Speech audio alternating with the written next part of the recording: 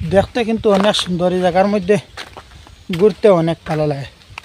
মনের মধ্যে কী বেদনা হয়তো আপনারা বলতে পারবেন না, আমার মনের মধ্যে কী বেদনা হয়তো আমি কইব, আপনারা কইতে পারবেন না।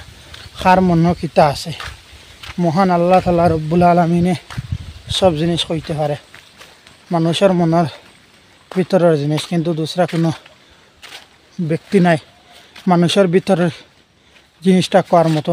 এ ভাইয়া ঠাইরে ভাইয়া কিতা হইতাম, জিন্দগিটা অনেক কিলা একা একা মনে অনুভব করতে করতে জীবনটা আমার আজ নই রাখার হইয়া গেছে। আমার এই মনের ভিতরে জানি না কি জিনিস আছে, আল্লাহ কিতা দিয়েছেন আমি নিজেও কল্পনা করি চাই পাইয়ান না।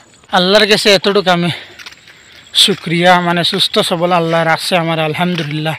আপনারা দোয়া করবেন। কিছু পাই না, আল্লাহর হুকমে এই দুনিয়াটা দেখছি, আল্লাহর কাছে অনেক শুক্রিয়া।